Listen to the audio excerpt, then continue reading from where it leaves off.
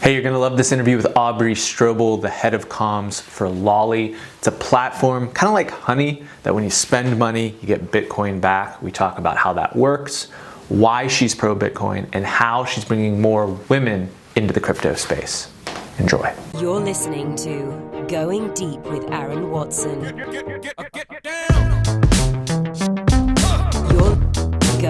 going deep.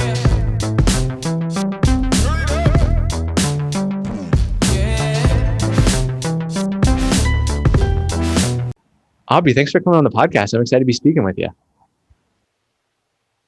Yeah, thanks for having me on. Let's start off. We are a show that sometimes covers the blockchain stuff, but we're all over the place. Sometimes we'll talk with an office furniture wholesaler. So some of the audience might not necessarily be familiar with the term stacking sats. Can you explain what that means and its kind of significance in the crypto space? Yeah. It's funny too. I think stacking sats sounds like a mouthful on top of just being, a new term to a lot of people. And they're like, I've had people like privately message me that I've worked with in the past, not in the crypto space. They're like, what is stacking sats? Stacking sats is accumulating fractions of Bitcoin on a regular basis, I would say. So it's like, whether that be buying, mining, or earning Bitcoin, it's just, you're earning fractions of Bitcoin, which are Satoshis, and that's why it's shortened to sats. And the community really rallies behind these sort of mimetic like phrases, and they just get thrown out all the time. So I can understand how it's a little daunting, but yeah, it's just getting some coin, getting some Bitcoin in your wallet on a regular basis. But I think that's like a learning curve. I also think we need to communicate better in the industry. Yeah, because it can be daunting. You see, whatever it is today, $56,000 for a single Bitcoin. And, people think about like a traditional share of a stock or some other form of financial instrument that they would buy. And the divisibility, the accessibility of, even a percentage of a percentage is still not only something you're able to own, but if you're starting from a limited, reservoir of capital, that's a reasonable place to start. Yeah, I think it's interesting that there's like this wall of confusion around Bitcoin. And it's, when you think about stocks, if you're buying Tesla stock, sometimes you're not buying a whole Tesla stock. You can buy fractions of a stock, just like you can buy fractions of a Bitcoin. And I think sometimes people have this conception of it's too late for me. I can't get in. And so I think like really encouraging a shift of looking at Bitcoin in a denomination of Satoshis is at least something that we've tried to do at Lolli. I see other companies doing that more. The conversation is changing to talking about sats, which I think is better marketing, and it's a better understanding of the technology. Absolutely. Yeah. So let's talk about Lolli. Lolli helps people stack sats in a kind of novel way, a way that, before I came across you guys, I had not seen this specific model. Usually it's always about like, trading or buying or something like that. Can you talk about how Lolli Works helps people stack sats? Yeah. Lolli is very similar to a Honey or an Ebates. It's besides couponing at Honey, like it is basically the Ebates model of earning cash back, but this is just Bitcoin back on your purchases. So we saw it as there's been sort of three waves of adoption. There's mining, the first wave. Then there was like buying, people going on an exchange, purchasing it. We saw that a lot in 2017. But we wanted to issue in a third wave, which is passively earning Bitcoin, and really giving people every opportunity to stack sats that they can. Because you think about it, your family members are probably not going to set up a mining rig in their apartment or home. It's costly, complicated, and that's not an option for everyone. Buying on an exchange, people, they question like when should I buy? Do I buy now? And then that fear, that hesitancy sometimes, withdraws them from ever making a purchase at all because they're just not really sure about the asset. But Lolli's different because you're just shopping as you regularly would. You're just shopping and, getting Bitcoin back on your purchases. So, hypothetically, not going to happen. Bitcoin goes to zero. You've lost nothing. You just earned this on things that you would have shopped for anyway. So we're partnered with 1,000 brands, Lululemon, Priceline, Expedia, eBay, like Glossier, like very modern brands too that people are shopping with on a regular basis. So it's kind of just a no-brainer. You why leave some Bitcoin on the table if you don't have to? And you look at some of our, you could go to Ebates and earn cash back, but people who stack sats with Lolli a year ago have paid off some of the items that they've bought, which is crazy. So we try to, educate between cash back and Bitcoin, back, why it's more advantageous to get the Bitcoin back. And some people that, aren't as familiar with e-commerce or some of these platforms might not even necessarily like the actual mechanism of how a platform like this works. Is it accurate to say that this is kind of tied into the affiliate deals that these retailers will usually have for anyone that can drive traffic to their site? And then some of that affiliate commission is basically being passed on to the user. Is that a reasonable understanding of it? Yeah, the business model is simple. We bring in a customer, so it works great on both ends. The merchant and the consumer are both getting exposure to Bitcoin without having to really get involved with Bitcoin, because we're helping facilitate that relationship.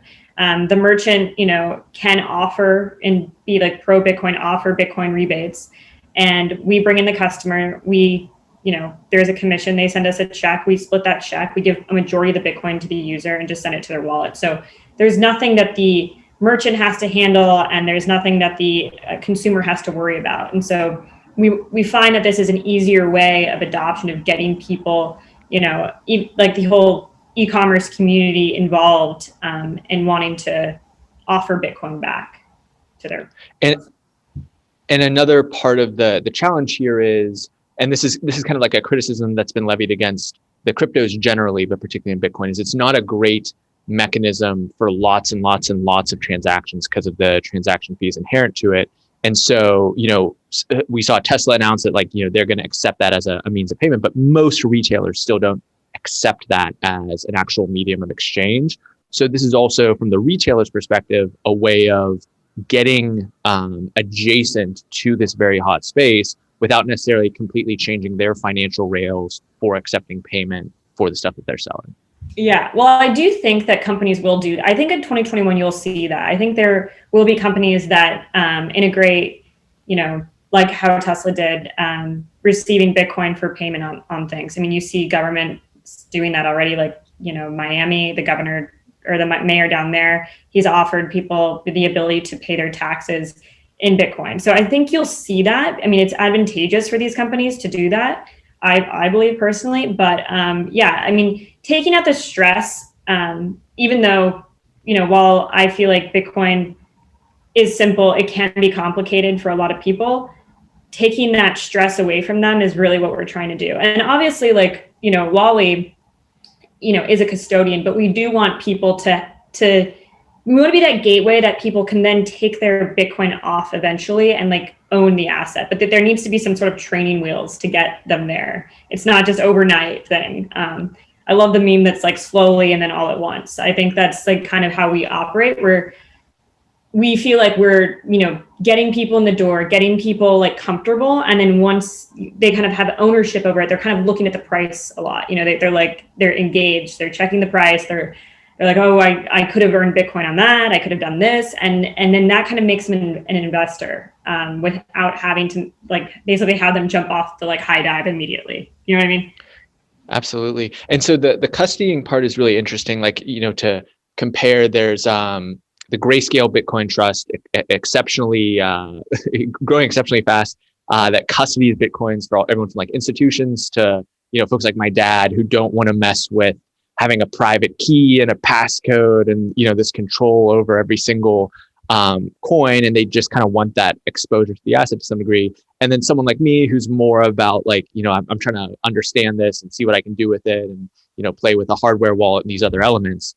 Can you talk maybe just in broad strokes about how that custodying works? Because that's very similar to what PayPal did in allowing people to buy and sell crypto, which is, we're going to basically hold this for you. You're just going to have the capacity to buy and sell it. Yeah, exactly. Without getting too OPSEC, and explaining how we handle our Bitcoin, but yeah, we buy Bitcoin and own it, and then we basically transferred out to the customer whenever they want it transferred out. And we really encourage people to do that. I don't know if everyone's ready to be their own bank. I know we like to say this phrase. I still think we're really early. Some people don't want that responsibility. It freaks them out. And I think we can be understanding of that. Totally fine. We get that. I think if people are leaving their Bitcoin on and any sort of exchange, you should be earning some sort of interest on it.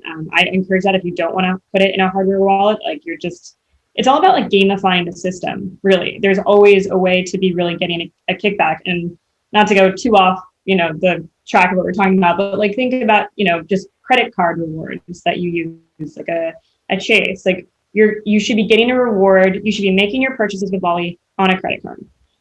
That's a reward. You get points for that. You're also getting Bitcoin back. There's so many ways to be accumulating free money in, today's world that was not available, say, even 15, 20 years ago. So it's like, I think that at least what I try to do at Lolli, as the head of comms and running marketing, is trying to get that message out there and trying to help people basically have more autonomy over their wealth, because there is ways for people to like elevate out of, whatever tax bracket they were born into.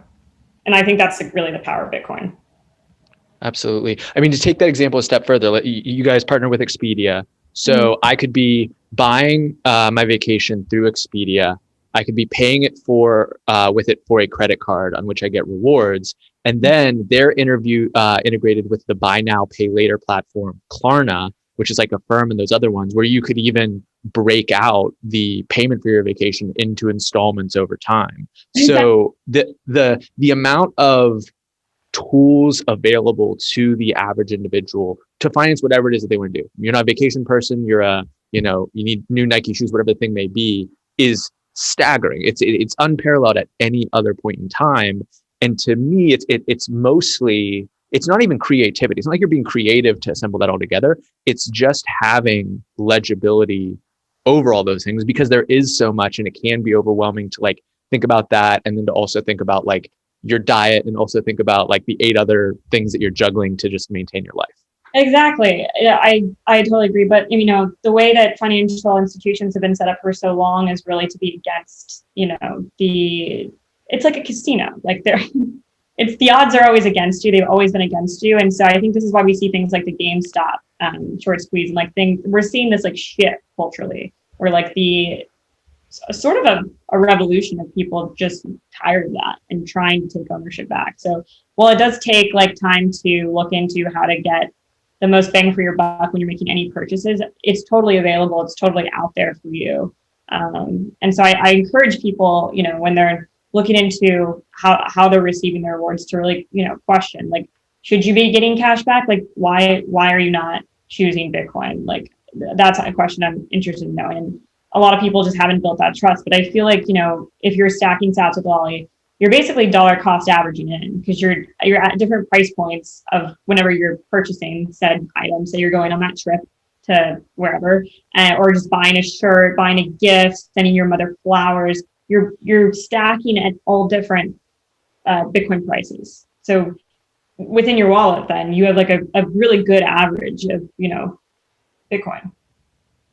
Absolutely. So how did you end up in this role as the head of comms for Lolli? You were a senior account executive at a pretty large agency in New York. I'm sure that there were other options available to you. Like, what was it that attracted you to the Bitcoin space generally, specifically to Lolli and this kind of startup? So I got into Bitcoin in 2016 and started working at a firm called Waxman, I think in 2017. And it was kind of a jump.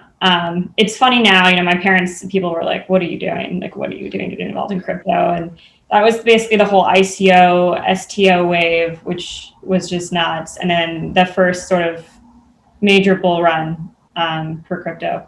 And that was, what a time to be alive. That was an insane time to work in the industry. Everything was growing really quickly.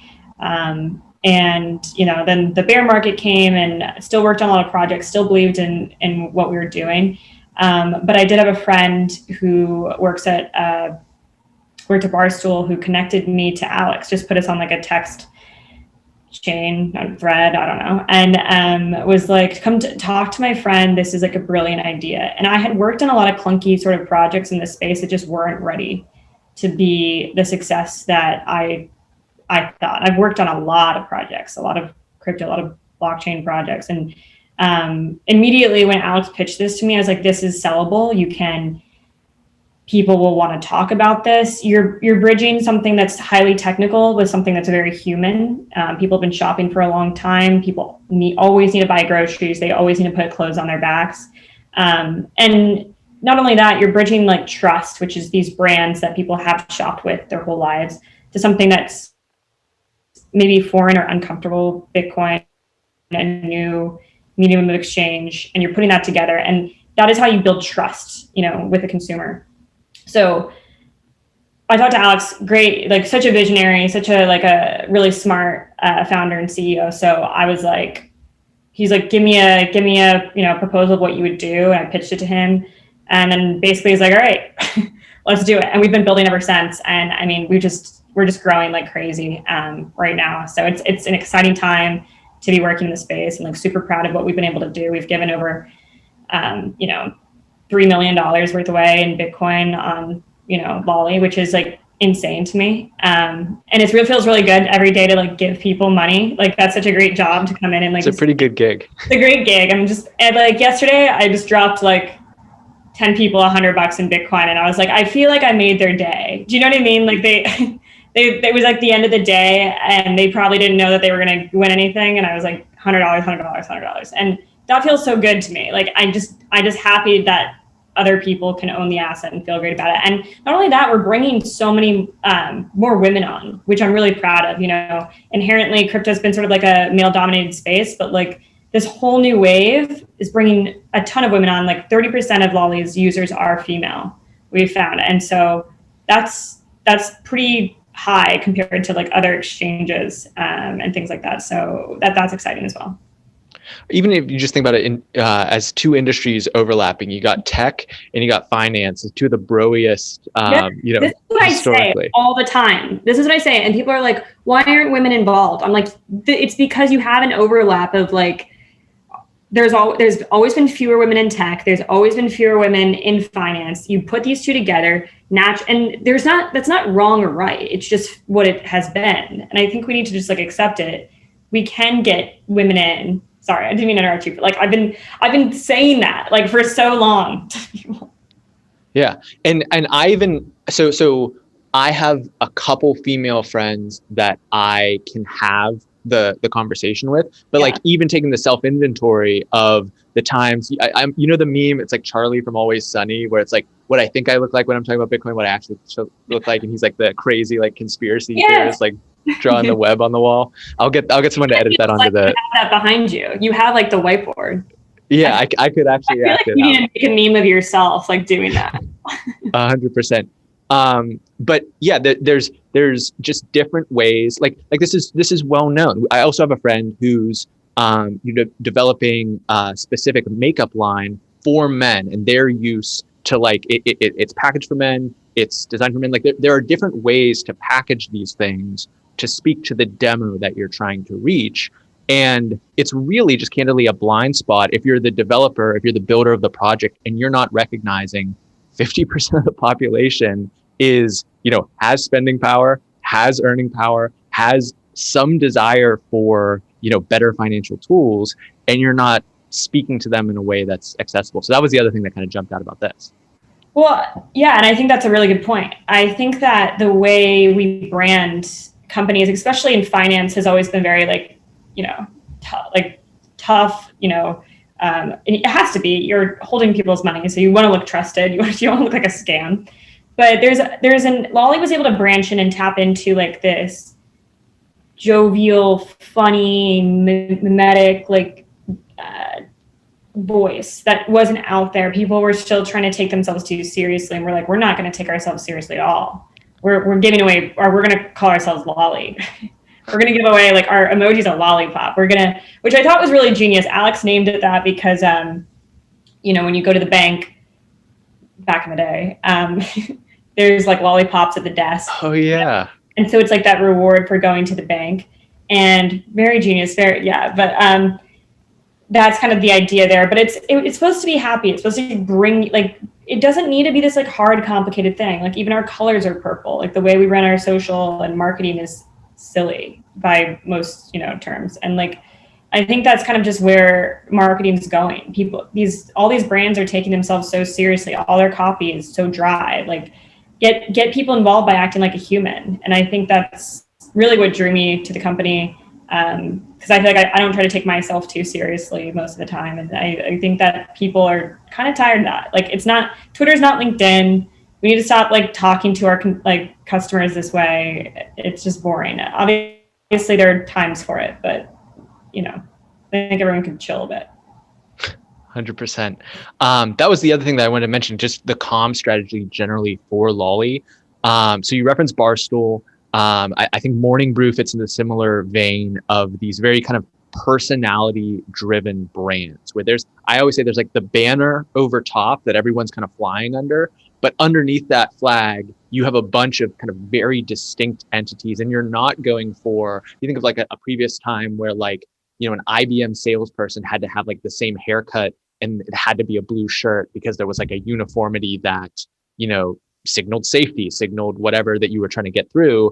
And this is just not the era for that type of strategy. So you very much have come to occupy this almost like, face of the brand, so to speak. And in the way that in a previous era, there would be like the celebrity spokesperson that you kind of pulled in to be the mouthpiece for a brand that was coming out there. Mm-hmm. How have you thought about that? Like, where do you take influences from? The beauty of the memes is you can kind of, regurgitate in your own voice very, very quickly. Yeah. Some inspirations from the beginning was Barstool. I actually, my friend who was talking about earlier, I got to know him in I think it was 2016. So that's right before they hired Erica Nardini, who became the CEO. And she really, the growth from 2017 at Barstool to 2021, it's insane. Like it's a huge media company, and they've expanded out of just sports, obviously, to just all sorts of content and events and all of that. And so I recognize that. I don't really know why, really early, just watching their model, that all companies are media companies and they all need to have this footprint. And it's funny because people used to talk for years and like, get your intern social media manager. Like you're especially during a pandemic, the only way you're communicating with people is through social. Like you live online. There's no Lolli store that you're going to go into and like, I don't know, shop at. We're all online. So how do you, build the people that you work with into brands and then potentially influencers down the road? I didn't think I would, grow myself this far, but like it sort of just happens because, you're talking about the stuff that you're interested in, you're talking for the brand. And I think that like elevating your employees to be so-called spokespeople, have a podcast, have a show, makes people want to shop with you.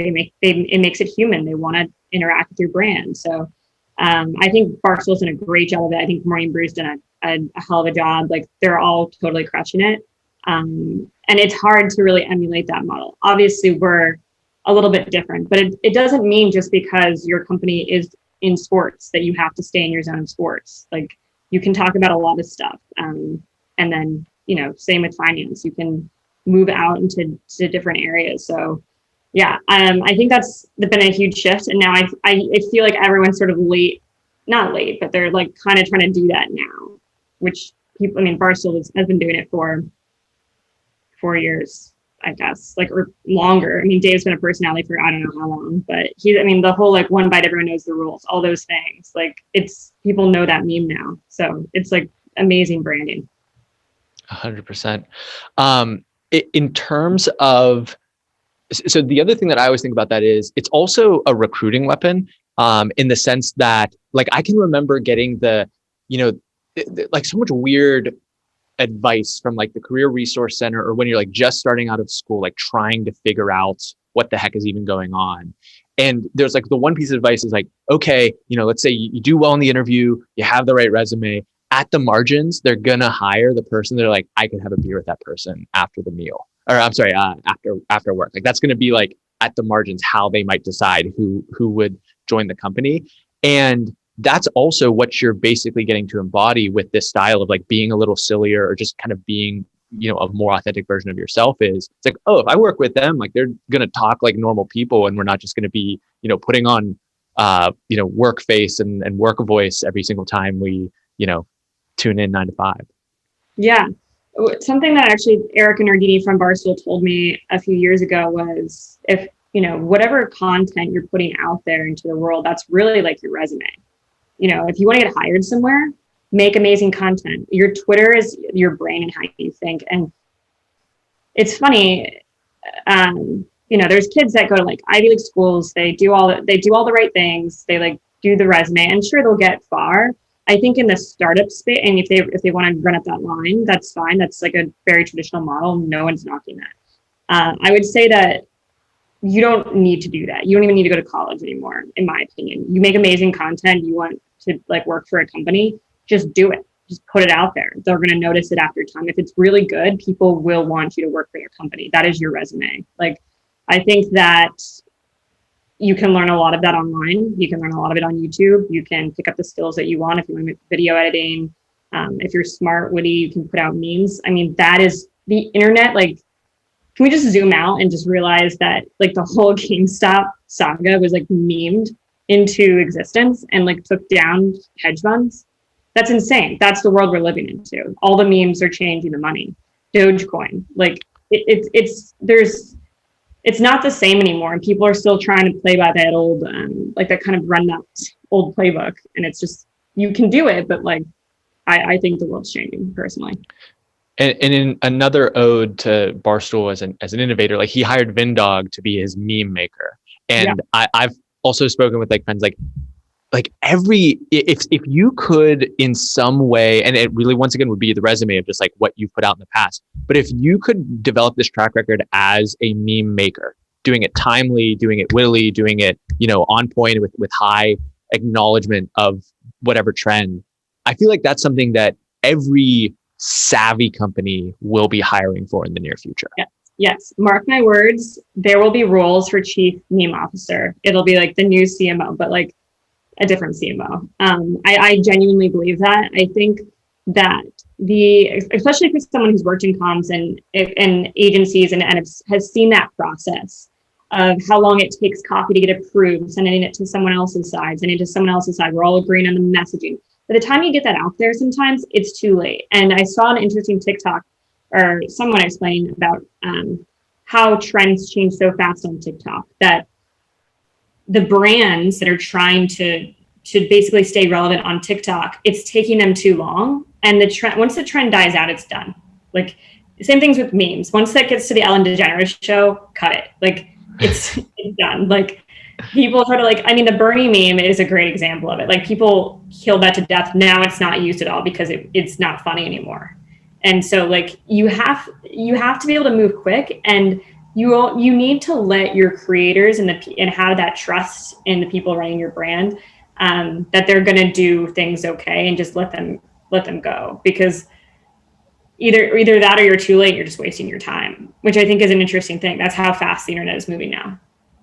Totally. And the truth is though, outside of some of the really out of bounds, like immoral stuff, most of it isn't going to be devastating if you get it wrong. You can take a lot of shots on goal, some of them miss, and as long as you're not like turning around and shooting it like at the coach on the bench, you're probably going to be okay. Yeah, that's the thing. I mean, you have no guarantee. Also, the way TikTok's algorithm is very interesting, and I've done some research into it, but you don't even know if that video is going to be seen that much. It could take off, it could not. You don't know, and you need to take risks with your brand. I get people are very want to protect their brand. I understand that. As long as like you're not doing anything that is, super insane. And I mean, we can, I don't know if you saw the Burger King thing for International Women's Day, like women belong in the kitchen thing. There's times where you're just like, but also was Burger King the most talked about company that day? Like, is Burger King going to go away? I mean, I don't agree with it, but like, let's zoom out. Was Burger King, did it get all the exposure that it wanted? So isn't that the goal at the end of the day? You're trying to like do something that people remember. I mean, it's like controversial GoDaddy Super Bowl ads. Like, is GoDaddy out of business? No. Is Burger King going to still sell burgers tomorrow? Yes. And I mean, you can say it's negative, but people are still going to go get fries and a shake from there. Like, I just think we all need to chill out. I don't think wasn't the right messaging, but you know, if you're TikTok, if you're whatever meme you don't do right, as long as you're not doing something absolutely, you know, heinous, I think and cancelable, I think you could probably do okay. You just got to take a risk and trust your employees. Absolutely. Well, Aubrey, this has been great. I want to ask our standard last questions, but before I do that, I want a prediction for the Eagles next season. Oh my God. That's so funny. It's hard to say. Jalen Hurts, I mean, to be honest, I'm glad Carson Wentz is gone. I've been saying it for years.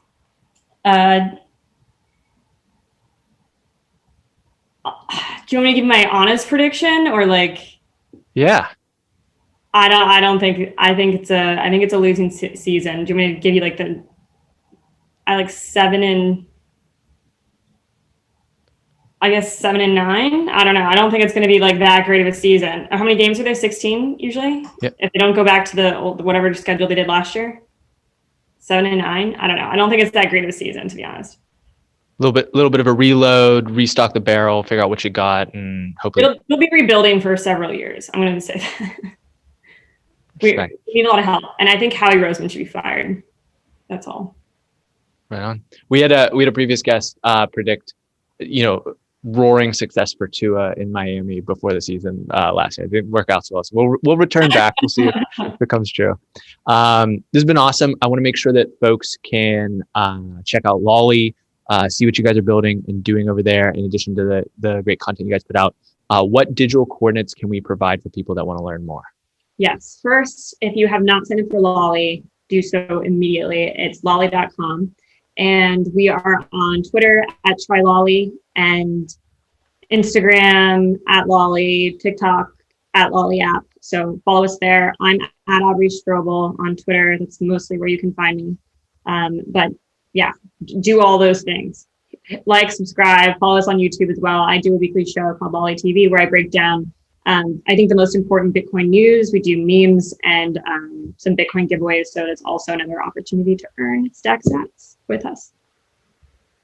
Right on. I love that when you said that is part of your job, is just like giving away money like that. That's about as good as it gets. So people should definitely check that out. We'll link it all in the show notes, in the podcast app you're probably listening to this, or at goingdeepwithaaron.com/podcast for every single episode of the show. But before I let you go, Aubrey, I want to give you the mic one final time to issue an actionable personal challenge for the audience. Okay. I think that what I want the audience to do is, if you have an elderly person in your life that you have not called recently, give them a phone call and talk to them. Obviously, I know some people can't really do it right now with, the pandemic, but if they've been vaccinated and you can reach out to them, I think have a conversation and just listen to them. I know a lot of elderly people have had a really lonely year this past year with the pandemic and not being able to see their family members. So I think that would be a positive challenge for your audience. I absolutely love that. My folks just got their vaccinations completed. So I have been excited to dole out a bunch of hugs that have been, long overdue. So that's a fantastic challenge. I love that. Congratulations. I'm so happy for you. Thank you. Aubrey, this has been great. Thank you so much for spending some time coming on the show. Great. Thank you so much for having me on. We just went deep with Aubrey Strobel. Hope everyone out there has a fantastic day. Thanks for watching to the end of my interview with Aubrey. If you enjoyed this, then I'd encourage you to check out an interview we did last year with Anthony Pompliano, also about Bitcoin and the larger financial markets.